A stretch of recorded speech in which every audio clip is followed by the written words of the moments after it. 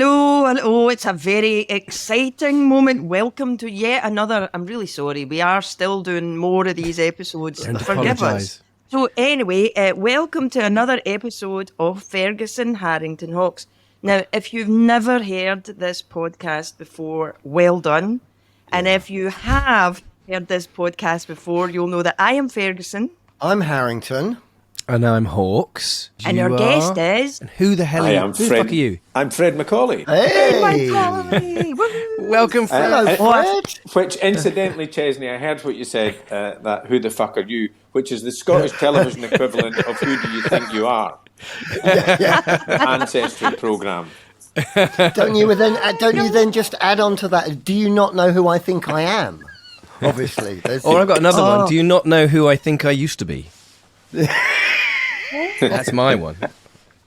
My favourite one for a comeback, I learned it from this guy, Ian Jackson, at the Fringe, the tech guy, and he said, when someone's mean to you, you say, better people than you have told me I'm shite. I like that, right? That's an insult and humility all in one go. Oh, I'm so excited to have Fred here. Fred, how long have we known each other? Probably 34 years. Jesus. Maybe 35. Wow. Before you two get into the history of your relationships, Fred, could I ask you to move your camera a little bit to your right so that we have your whole head? Ah, there we go. Because you were just a little bit like lopsided Cyclops before. It's because I've just got a tiny little iPad. Yeah, I've heard that about you. That's one of the things that you got Fred MacAulay, tiny little. Yeah. So, listener out there, dear listener, sorry, we just got overindulgent there and started talking about our own shit and forgot about you, and I am terribly sorry about that. And you can write in on pink paper and say it's not fair. Yeah. The reason Fred and I have known each other, that's what I'm going to say, is because Fred started... You used to be an accountant, Fred, right? Yeah. But I met Fred when he started doing stand-up comedy and in a thing called The Funny Farm, which was a group of comics in Scotland. And were you one of the founders of that? No, I was a very quick appointee, but the founders were Stu, we love Stu. Parrot, a.k.a. Willie O'Hara, Bruce Morton, and Bruce's then girlfriend, who was a kind of administrator. So they were the people that decided that the Funny Farm should exist. And then they co-opted myself, May McCready, Kathy and Claire Hemphill and Kate Donnelly, and others who I can't remember. So you met in comedy, but I like the idea of when you mentioned that Fred was an accountant. I liked the idea of that he did your books. Oh, he's done that as well, right? Okay. But only in a sexy way. That makes me only happy. in a sexy way. The other thing I have to say, because I'm conscientious and I do my research when we have a guest on the show. Pardon me, madame. Fred, on your website, you let us know that it wasn't just accountancy that you trained in. It was also jurisprudence. That's correct. Which I have to say is a word I've never heard of before. So you made me do homework. I had to look it up. And now I'm wiser that jurisprudence is about the knowledge and grammar of the law, and it helps lawyers understand the basic ideas and reasoning behind the law. So thank you for that. You're very welcome. It is the reason that why laws exist. And people have often said to me, Neil, over the years, what exactly is jurisprudence, Fred? And I have told them, it's the subject you do if you fail your economics. Simple as. So it's something you pick up later on in life because by default you've got to fail the economics first, right? Yes. So it was a third year option to try and scrape an ordinary degree at university. In fact, my degree is over in the corner in another part of the room, and you can just see under the Tipp-Ex the word "very" in front of ordinary. Do you still utilise your accountancy though, Fred? No. Well, actually, I do a quarterly VAT return just to keep my hand in. Yeah. And I have to say, in terms of very recent circumstances, I can confess I'm very careless with my tax affairs. My brother is an accountant, but he's also a rock drummer. And he works in, civil servant. There's a juxtaposition, stroke rock drummer. And when he sends his invoices, he's my drummer as well. When he sends his invoices into me, he very often leaves a gig off and forgets, or gets it wrong. Wow! So I can relate to that. There you go. I would like to think that I have never left a gig off an invoice. No. In fact, I'll be honest, I add a few on. Add a few. Yeah. Here's a story about the Scottish accountant who left things off the invoice. I don't believe it. Do you know that's a tiny bit racist? I'm just putting it to you. That is a tiny hugely bit racist. Neil, I know we've got to get on to Fred because Fred is the guest and it's all about his quote. But now you've brought it up, I'm going to tell you, we had people round for the weekend and they brought this game. Is that a sexy game, Neil? Please, God, no. You cannot get a more xenophobic game. It must have been invented by somebody from the UK, because basically you have a list of accents that you have to put on. Wow. And then you pick up a phrase. So the phrase could be something from a television show, from a Dr. No film, it could be anything. And then you get all these accents. And we were playing it on Saturday night, pissed. I'm like, this is the most xenophobic game ever invented. It must have come from a British person.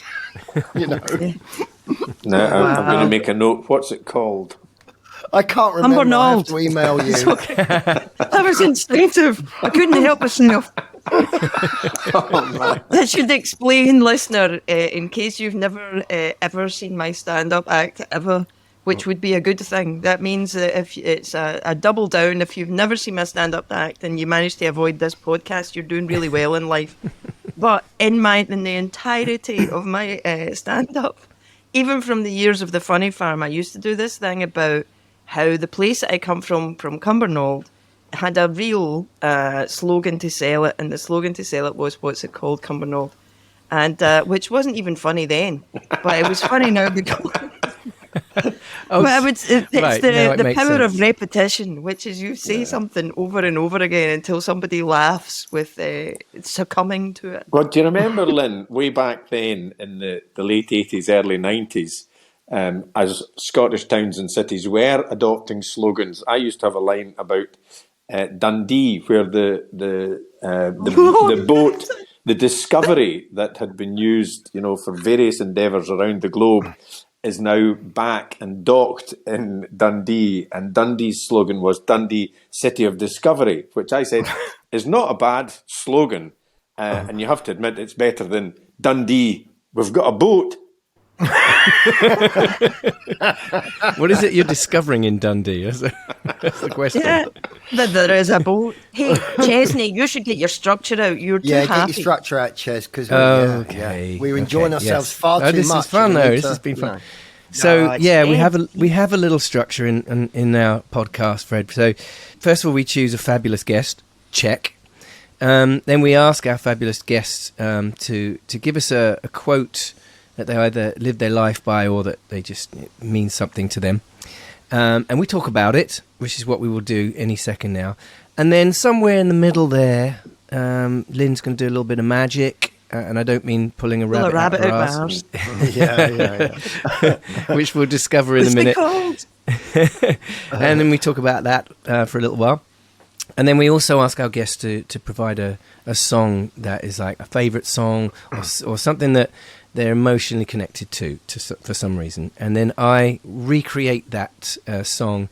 Most of the time I do it live. Unfortunately today I'm in somebody's shed and I can't do rock and roll. I've got no piano because the song that you've chosen as well, it was definitely a piano. Right, yes, of course it is. As far as we're going to go with that one. Okay. So if it was a guitar, I might have been able to do that. But and then we talk about that. So So let's get on with your quote. Absolutely, Fred. So we have your quote, and I've got to say, you've proper tickled me straight out of the gate. Here's a man with funny bones.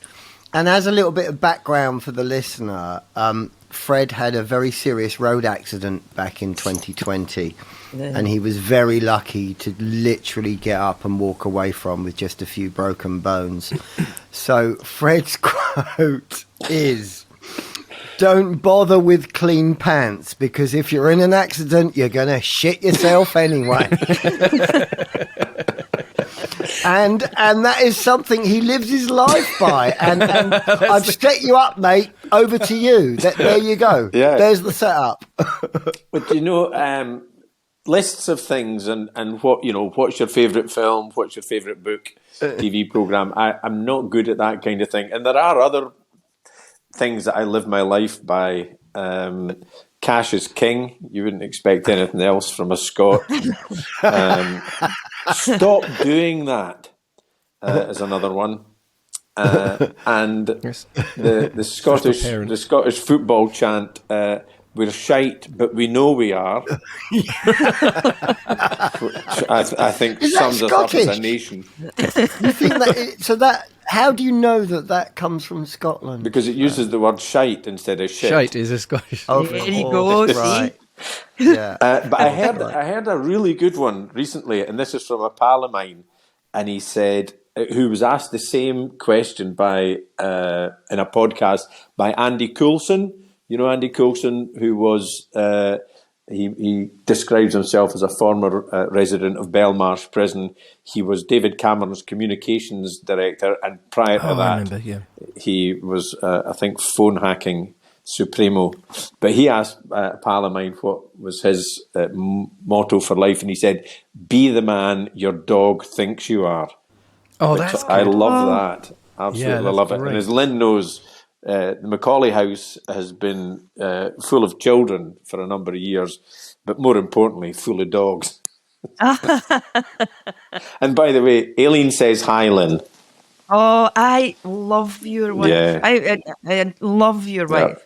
There's part of that thing about aging. I was thinking about this morning before when I came to do the podcast, was about when you age, it feels like you've got this history with people that was like this time that only you and them know. There's like little islands of time where I'm like, oh my God. And the only other people who know about that island of time and that moment is those. And it's like you and Aileen do totally represent that. There's a thing where you go, God, the only people who would know that would be them. Right? Yeah. It's brilliant. The pandemic was bad for everybody, right? I don't think MD came through the pandemic thinking lovely times. But actually, the period of time between 2019 and now, your life went through some real rocky shit. Yep. Didn't it? Do you want to talk about it, or are you just want to yip? Yep. Well, there was the aforementioned accident, which I was... I still have trouble talking about it, to be honest, because it was something that could have had a very different outcome.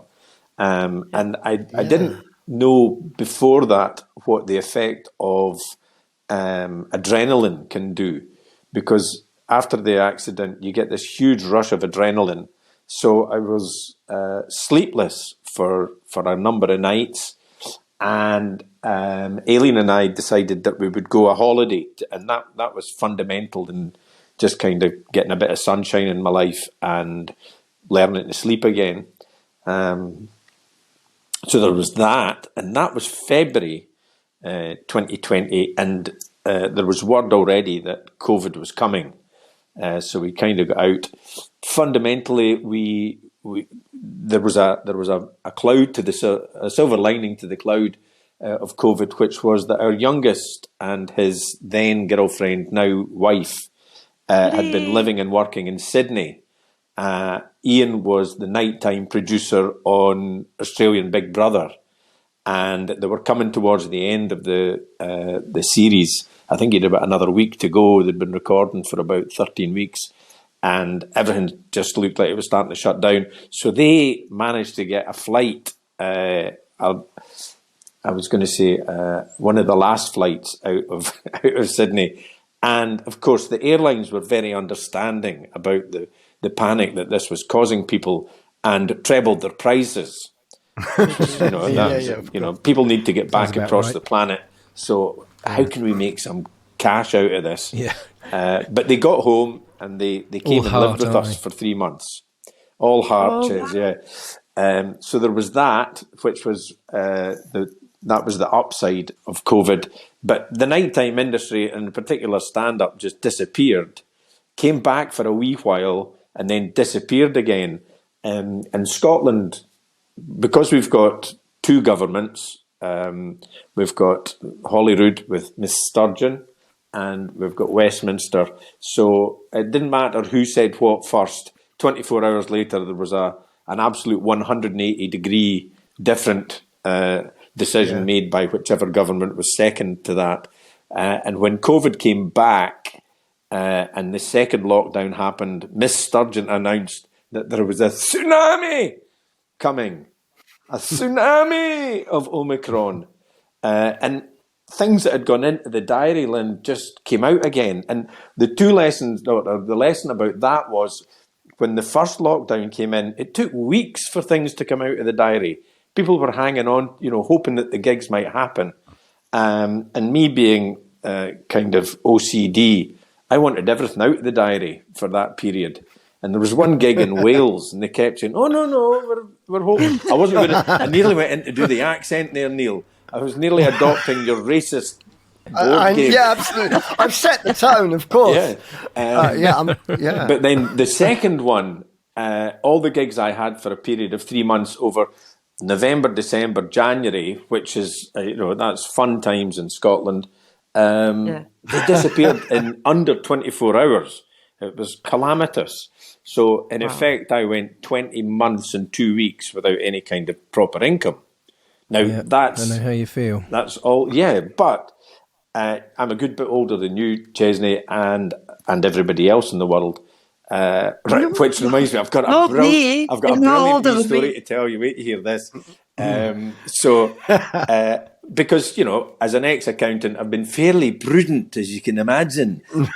So we were absolutely okay. And I felt bad for the young stand-ups in Scotland who were, Amazon deliverers and shelf stackers and that kind of thing. So it was okay, my garden was immaculate, I have to say. And what else are you going to do? And in 2021, 2 of the kids got married. Not to each other.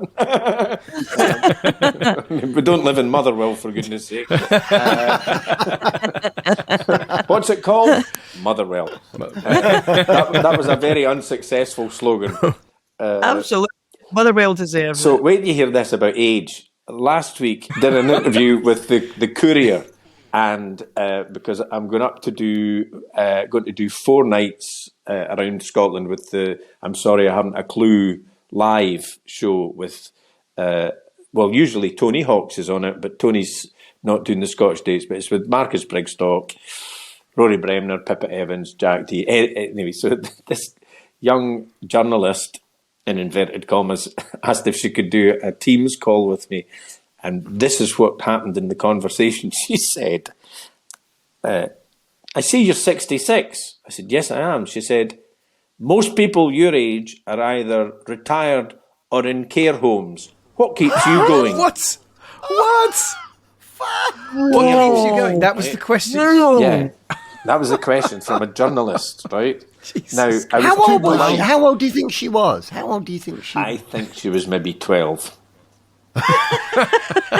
You know what it's like when you get to this age, you just can't tell. They all look the same. They're all 12. That actually sounds very wrong. It does. But I get you. I hear you, brother. I hear you. But anyway, and I wish I had said, well, I keep going because it gets me out of the care home, obviously. This is how long I've known Fred, which is Fred and I were in the bar of the Gilded Balloon during the festival when Aileen gave birth to Ian. right? Yep. And then that's the very same Ian that ended up producing. Did you say? Yeah, Big he was Brother? nighttime producer on Big Brother in that is Australia. amazing. Talking about that, can I ask you a question? And then, sorry, Lynn, to interrupt. Sure. But when just before Ian came back from Australia, did he leave those contestants in isolation? Because that's probably a good idea. Yes. Sorry, Lynn, carry on. Nobody's been asked into the diary room for a while. Do you think this is okay? Can I, mate? Hello? Anybody there? Hello? So that you said that 2 of your kids get married, but the weddings were postponed, weren't they? During Yes. Oh, thing? yeah, there was a lot of That's that, what I mean about a lot of stuff happened during the pandemic for you. I guess for everybody. Yeah. I wonder with you actually, and this is the question. You can tell this to the wee 12-year-old journalist. The thing that I find fascinating about you is how much your life has changed, right? How much your career has changed and how you've moved from so many different things. But you've not. Like, you and Aileen don't change. You're just like, it's like, you go, oh, Fred, Aileen, right? But like, you went from being an accountant with your degree, and then you went to do stand-up, and then you had you had your own show on the BBC. And then you've done, you're doing I'm Sorry, I Haven't a Clue. Yeah. And you do your own shows, you do chat shows. It's a lot of change for a guy from Perth. Yes. Yeah. Not even Perth, Australia, Perth. Perth. The proper Real Perth. Yeah. What's it called? Yeah. Perth. Perth. It's not Perth. When do you want it? That's right. I mean, it's a place on earth. Perth. God. That's it. Is that the best? That's Is that brilliant. It? That's it, is it? Is that literally it? Well, it is now. Fucking, I'm never going there. I'm never going. You've got to pity all those cities that rhyme with Venus, haven't you? Yeah.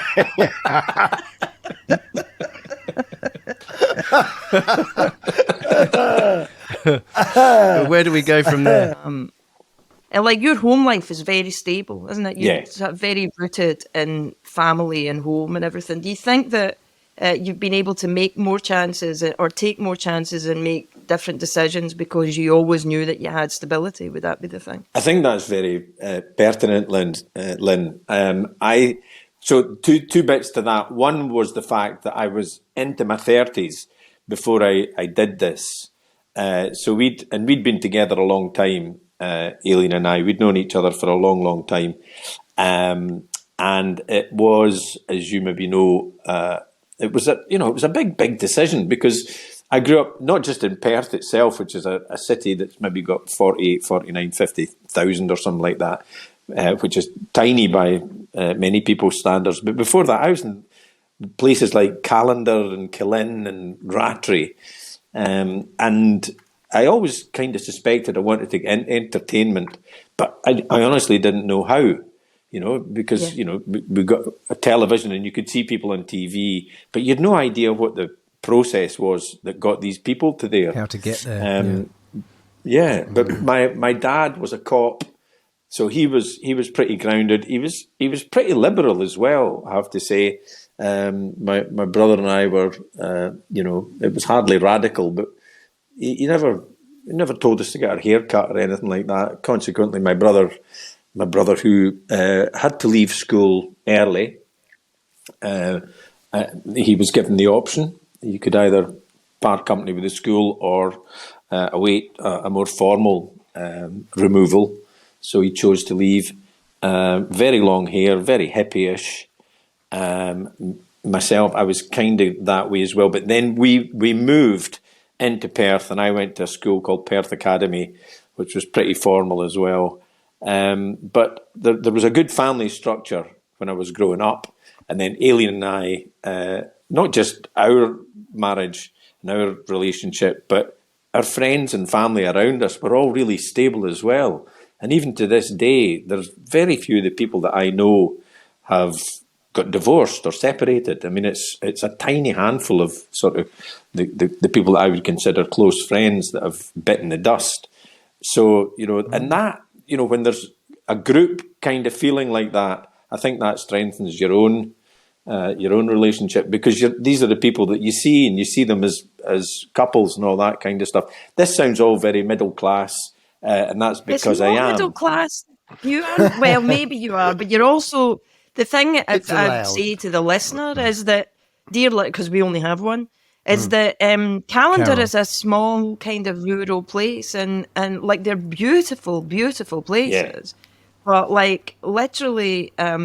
The standing in the main street in Callander and thinking about having your own show on the BBC is like trying to work out how to get to the moon. That's right. Especially at that time, it really wouldn't have been a thing. And not even just that, but that the show is about you being you. So even in terms of entertainment, in that time in Scotland, if you had to be all kind of hook and whatever. Do you know what I mean? In order to get something, what does that mean? Like Scottish entertainment. Well, Scotland still does that a bit, which is it really loves like melancholy or like sort of stuff of the past. So, like for example, people will still talk with great joy about the works of Harry Lauder, who it was. Harry Lauder was Harry Lauder, and there's definitely good things that he did and everything. But like it was, over 100 years ago, probably now. So like there's a lot of Scottish entertainment that is rooted very much in history. So for a wee guy from Perth on air, right, to go, I tell you what I'm going to do is I'm going to have my own chat show. People that have been like that, you need to be committed. The late Kenny Harris, who was a stand-up that kind of started around the same time as us, Lynn, because my first venture was in a So You Think You're Funny competition, but it wasn't the Edinburgh Fringe one. But the Guild had started it, but then there was an arts festival in Glasgow in the 80s called Mayfest, and they decided that they would have a So You Think You're Funny competition. So I read about it in the Observer. And you had to write in... middle class. You totally are middle class. No, I told you. And you had to wait to hear this, for even more middle classness. You had to send in what you had as original material to one Simon Fanshawe. No! Yes. And Simon decided whether it was good enough to give you a slot. Right, so presumably Fanshawe got paid $5,000 from the Observer to be the front man and didn't bother reading any of the stuff that you sent in.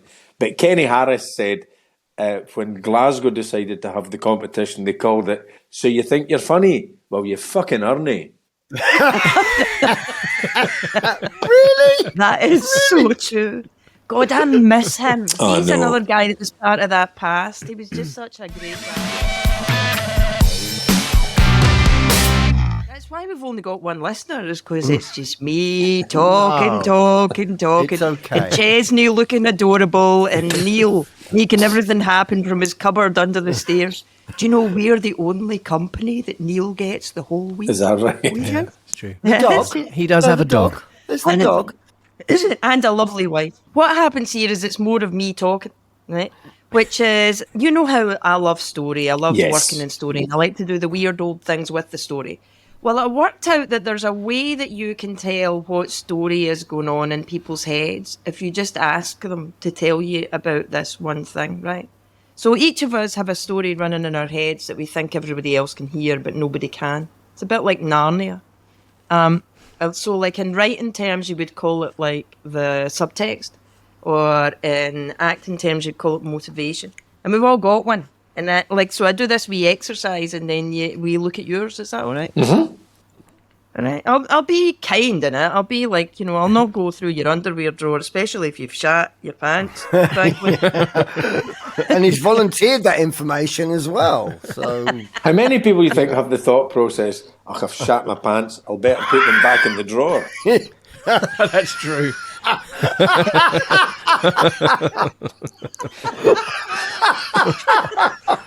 Who Do you have a particular drawer specifically for the shack pants? Oh, God. You know, I do this. I'm unfaithful to this podcast with another podcast, right? dear. No, I know, but which is My Index to Sex, where I'm talking with a woman who was she was an upper class escort for a long time. And actually, and so she goes through the index cards of all the people that were her clients. And up until now, like when you say who would shit their pants and then put them back in a drawer, I'm like, oh no, I think I know a guy. Or at least know of a guy. Right? Oh, Lynn, before you get into your story, can I tell you a quick one about something that Ian said the other day that cracked me up? We had a school reunion decades ago, and one of the girls who'd been a very bonny girl at school, she came back to Scotland and was working in a very normal job, but we discovered that for 10 years she had been a hooker in London. And I said... So clearly she decided to turn over, and I was going to say a new leaf, and Ian said several times.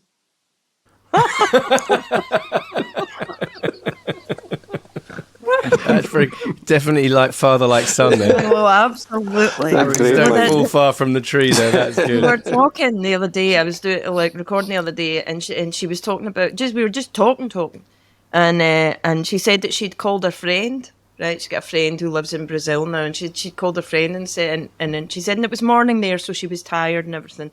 And she said to her friend, so what are you doing just now? And she said, oh, I'm just in the kitchen pottering about, washing off dildos and making pancakes. In that order.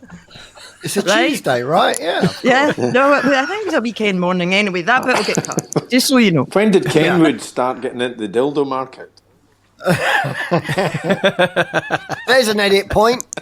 That's a really good edit point, right? And we're back in. Surely. And we're back. And we're back in, yeah. All right, so I'm going to ask you to tell me a story or just talk to me about a subject, right? Just you don't have to make shit up. Just tell me what your thoughts are on it or what comes to mind.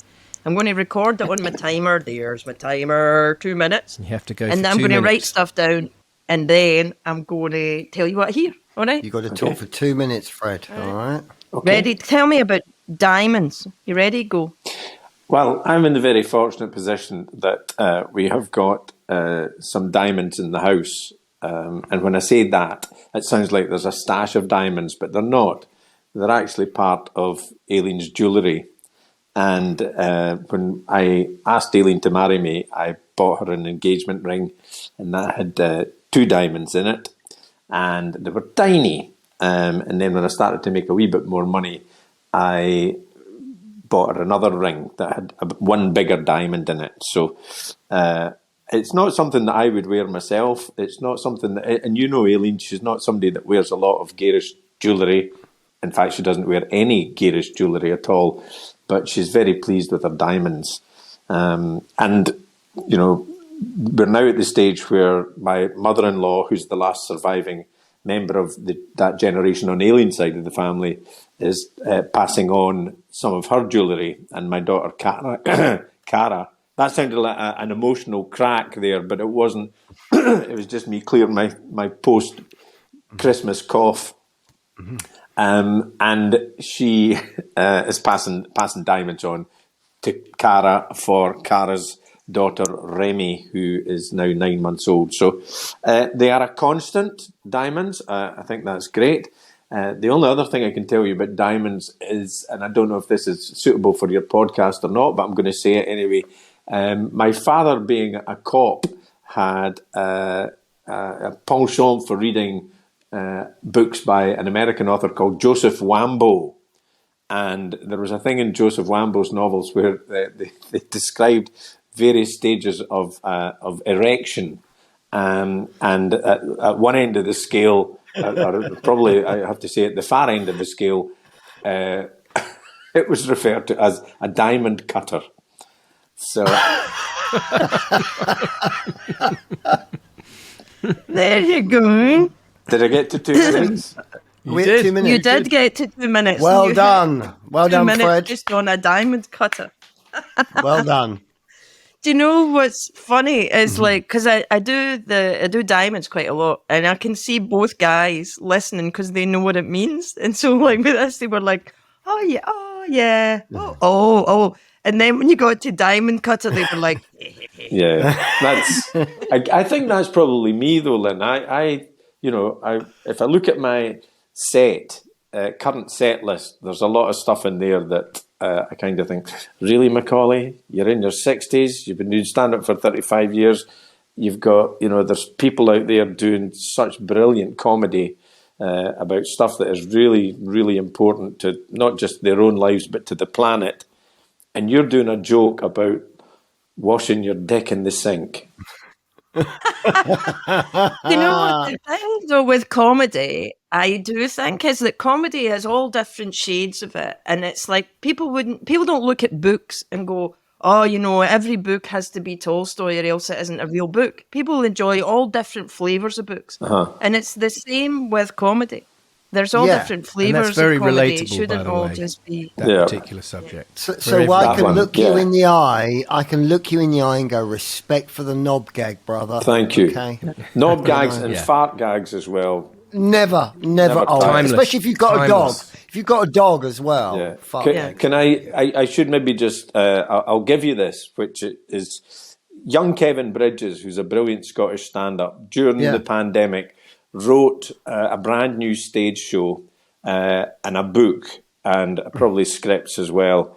And all I managed to come up with was that when Boris Johnson told me to wash my hands for 20 seconds, I thought I should wash my hands for 20 seconds. And when I did wash my hands for 20 seconds, I thought to myself, Fred, you've maybe been neglecting other parts of your anatomy. And as I've said, Aileen and I have been together a long time, and as any relationship, you'll know, has ups and downs, highs and lows, but there was no low as that day during COVID restrictions when Aileen found me with my dick in the sink singing Happy Birthday. Twice. And I followed it up with For He's a Jolly Good Fellow. And I'll be honest, I think I blew was he a jolly good fellow? I blew it with Hip Hip Hooray. Uh-oh. That's what I came up with in 20 months and 2 weeks of lockdown. But it's class, though. That's class. It is class, right? It's classy. It's a Michelin star, right? Yeah.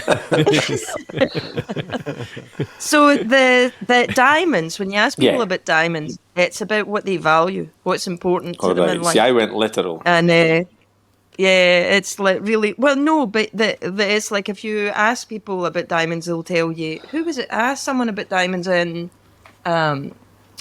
Edinburgh doing a show, and she said about that when she got rich, when she'd got wealthy, she bought, her girlfriend at the time had really wanted a diamond. It was all about a diamond, and she couldn't understand it, and she bought a diamond for her. And she still doesn't understand diamonds and why the girl liked diamonds, because they had a son, and wasn't the son more important than diamonds, right? So it's all about values, right? About what you value. No, well, yours is alien. It's alien and family. And passing on heritage. Yeah. It is. Well, no, I'll tell you how I know. How? As well. How? Because you tell me, the first thing you say is you're very fortunate that you have diamonds in the house. You're like, oh, you are fortunate you get diamonds. All the things that you value are already in your house. And Aileen's jewellery, and I'm like, yes, I know. And the thing that you say too is when the engagement ring you got her when you met, or like when you got engaged, was 2 tiny diamonds. So then you got her another ring and it's a giant diamond, right? Which is what she wears. So it's that thing about the longer you've been together, the more you realise what a diamond she is. Do you know what I mean? The growth. I need to qualify. It's not giant. It's just bigger than the others. Yeah. They all say that. Yeah. That's what they all say, exactly. Yeah, right. Common. Yeah. It's the way you use it, mate. It's the way you use it. And I've got to say, there was an appalling incident at the jewellers when they showed me the first, and I said, no, that one's way too big. You wouldn't happen to have a diamond cutter. And that went all wrong. And he read the Joseph Wando books as well, did he?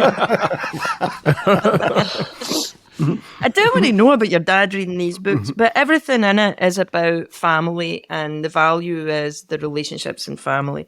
Even that your mother-in-law is passing on things to your daughter. It's all value is placed there. And what's lovely about it, it's probably why you didn't write a book or do loads of things during the pandemic, because everything that you need is under your roof, right? Like literally, what do you feel about value? Well, I'm very fortunate in that I have all these diamonds in my house. I'm like, okay, good.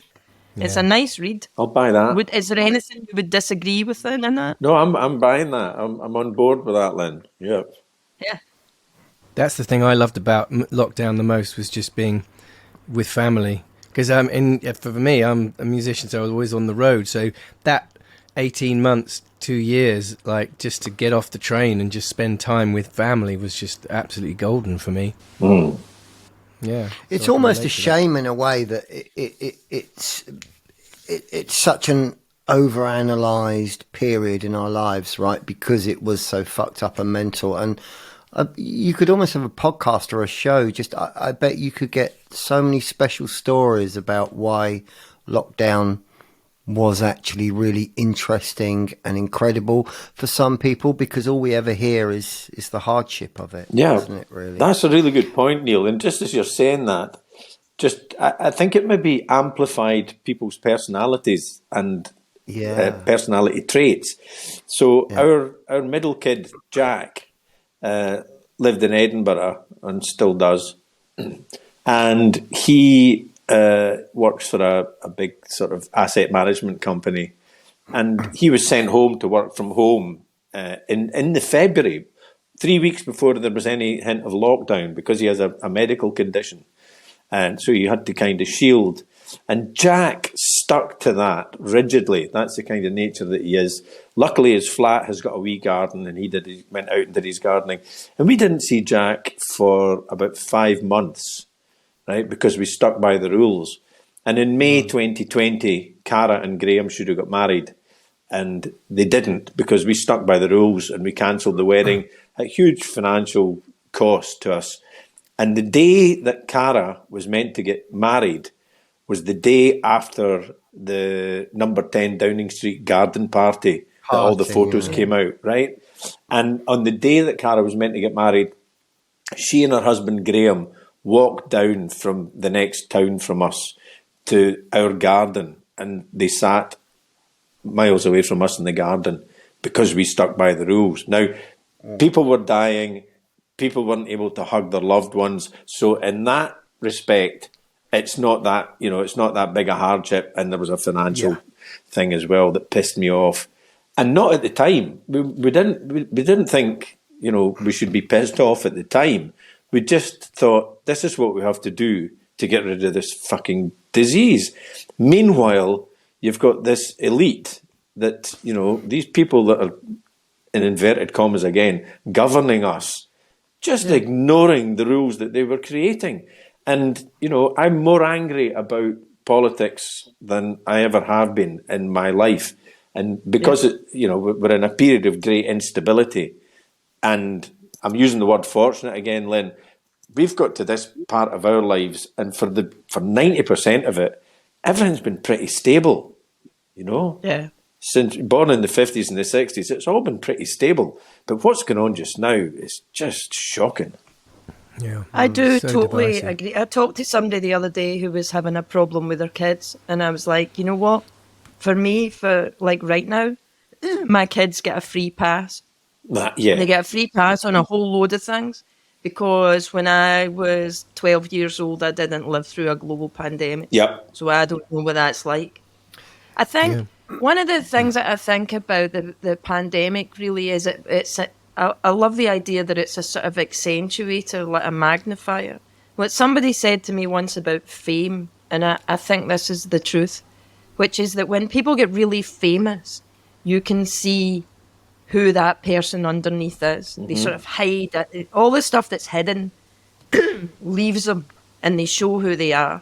Like, watching you, Chesney, deal with people who are like, oh my God, it's Chesney Hawkes. You are still exactly Chesney Hawkes. Like, you're still totally that guy where you're like, oh yeah, let me help out. Or you're like adorable. And I feel like the pandemic did that too, which is that people who were, who wanted to do the right thing, did the right thing. People who were always trying to like skirt around and get opportunities did that. The one thing I do wish with politics is I wish we could stop using the word elite. Yeah. Right? Because elite makes them sound like they are special. I'd prefer if we just used the word that rhymes with hunt, but begins with a C. Yeah. Because that's what they were, right? Selfish hunts, you know. Yeah. So I'll tell you, just when we're talking about the effects of lockdown, I'll tell you, I mean, I didn't just write one gag about sticking my dick in the sink. I didn't stick my dick in the sink. In fact, I didn't. You washed I didn't it. even You wash washed it in the it sink. I just made as that far up as the for gag, comic you effect. washed Flopped it in the sink. sink. You know.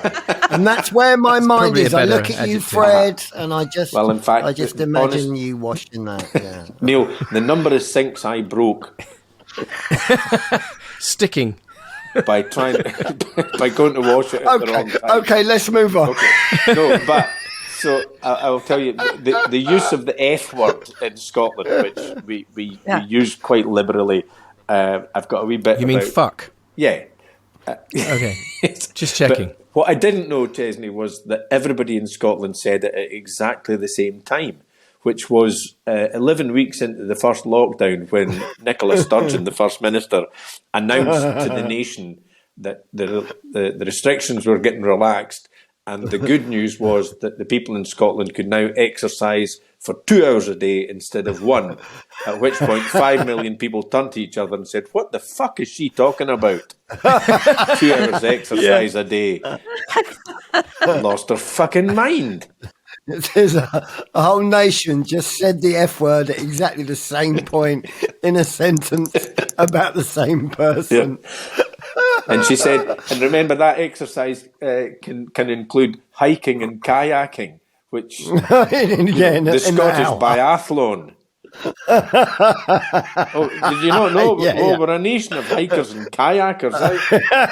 I went down especially to the on New Year's Canal Eve with my kayak. I couldn't get in for fucking kayakers.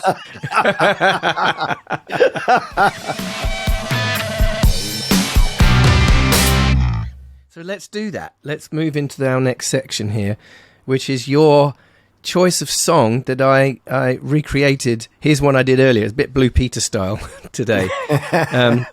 So you chose Billy Joel's Piano Man.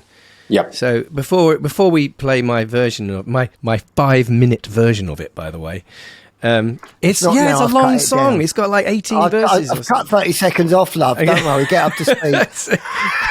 So right. You might have to cut it right down.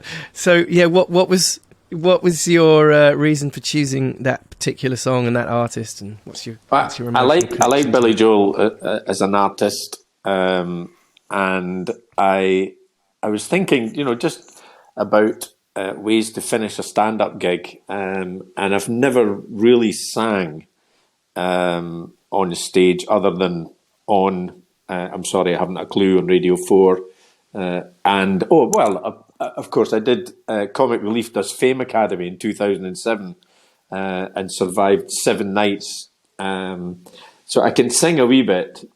My timing's awful, which is a terrible thing for a comedian to have. But I was thinking, sing us a song, Piano Man, and I was thinking, what a nice way to finish would be, tell us a joke, then Funny Man. That's as much as I've thought about in the lyrics, But I just think it's something I'm thinking about, and I just wondered if you guys might be able to not come up with the lyrics, but do you think it's feasible? Only if you wear my dress. If we had more time, we could have done that, and you and Lynn could have written the lyrics, and then I could have performed your version of it. So, maybe next time. It's too late now. I've done it now. So, just for you, Fred MacAulay, we have Chesney Hawkes performing Billy Joel's Piano Man. Hope you enjoy it.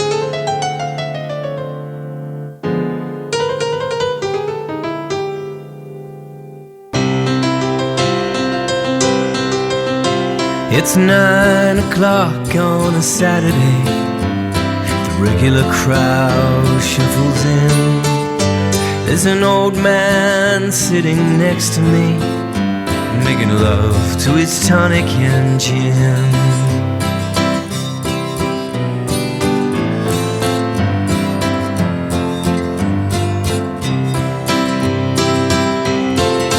He said, son, can you play me a memory? I'm not really sure how it goes, but it's sad and it's sweet, and I know it complete when I wore a younger man's clothes. Oh, la da la da di da,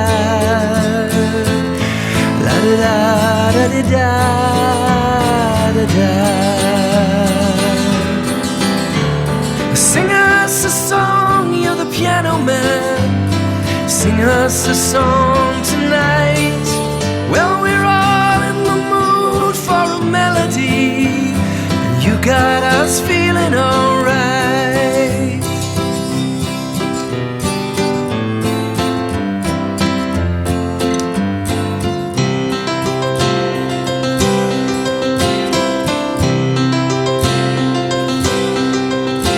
Now John at the bar is a friend of mine.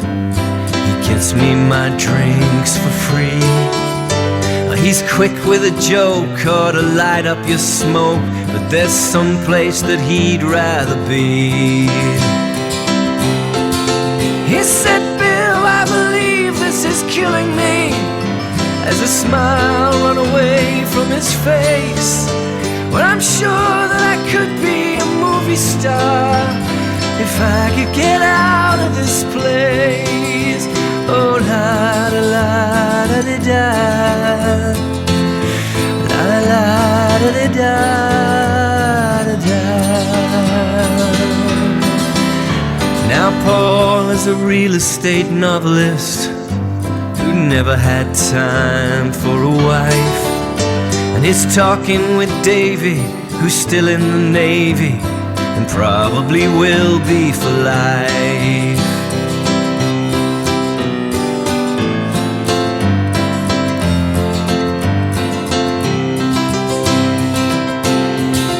And the waitress is practicing politics as the businessman slowly gets stoned. Yes, they're sharing a drink they call loneliness, but it's better than drinking alone.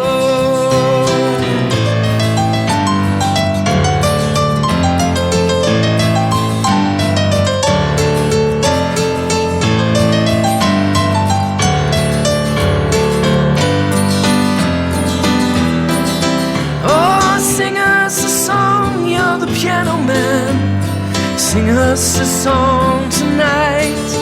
Well, we're all in the mood for a melody, and you got us feeling alright.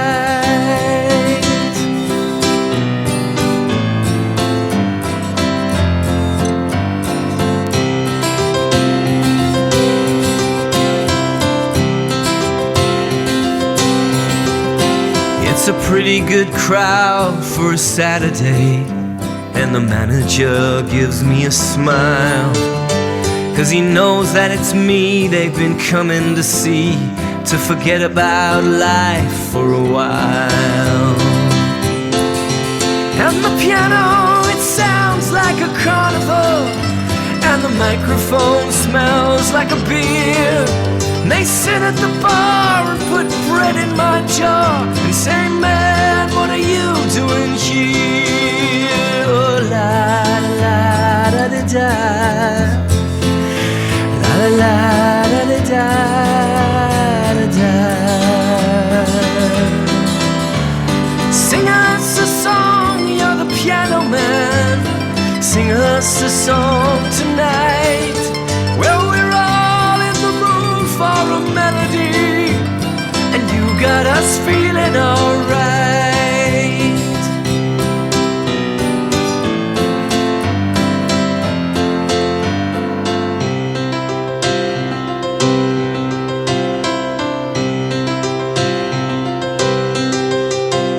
Just for you, Fred MacAulay, there is Chesney Hawkes performing Billy Joel's Piano Man. Well done, Ches. Beautiful. That's got to be the longest song so far. Yeah. His songs are not easy to do. I think I love She's Only a Woman to Me, but I mean, gosh, that's my favourite such a big Joel song, yeah. range, isn't it? But Lynn, I was just thinking there are so many resonances with stand-up. Totally. The waitress and looking at the people in the bar and the manager gives me a smile. It's so similar to what we do around the clubs and places, the pubs that we used to do. Beautiful.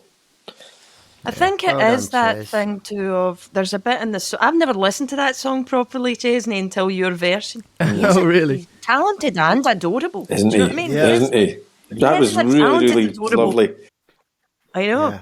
But See, that would be a diamond. That's a diamond, right? The thing about in it about the manager's happy because it's like the people have come here because they want me to take their mind off their lives for a while. I was a piano man actually in the beginning of my musical kind of career, my journey. I was literally that guy. I was that piano man in the corner, and every day, every gig was different. And I'm talking, I was young. I was like 15 when I was doing that, 15, 16, just sitting in local pubs and things like that and playing Billy Joel songs and Barry Manilow and John Lennon and Elton John.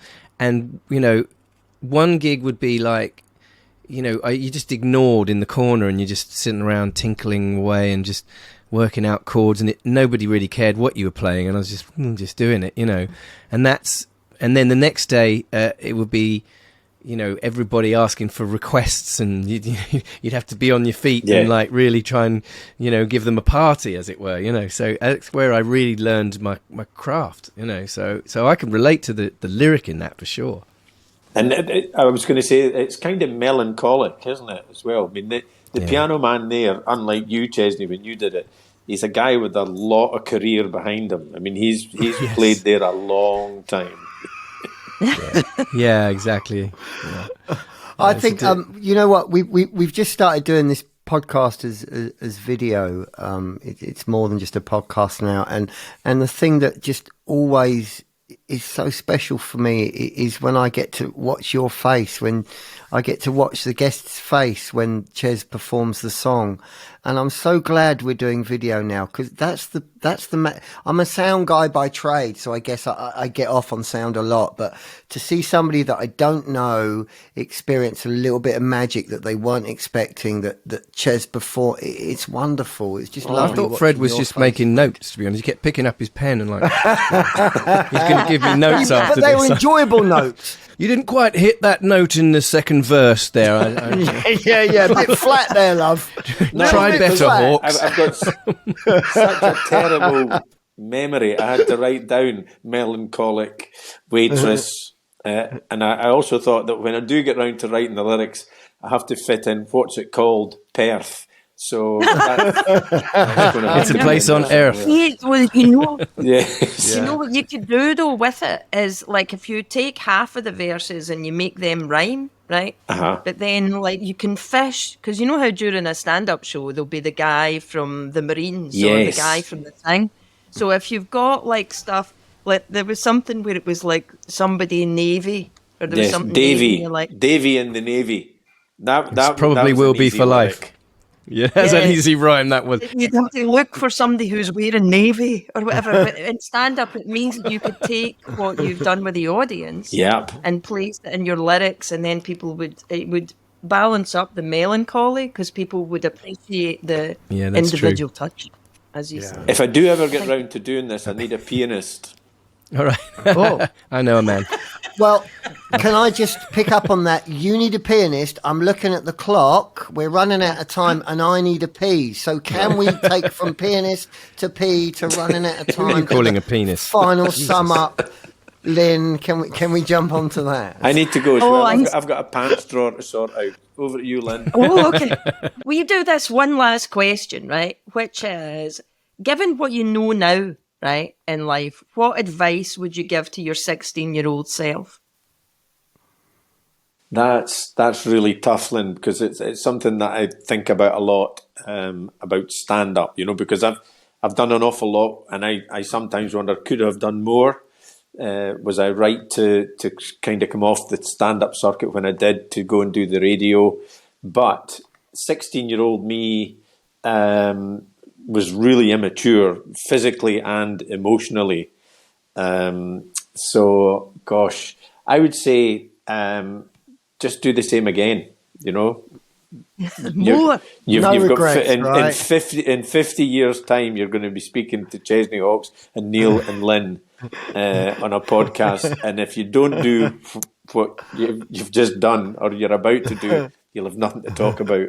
Well, that may not even happen.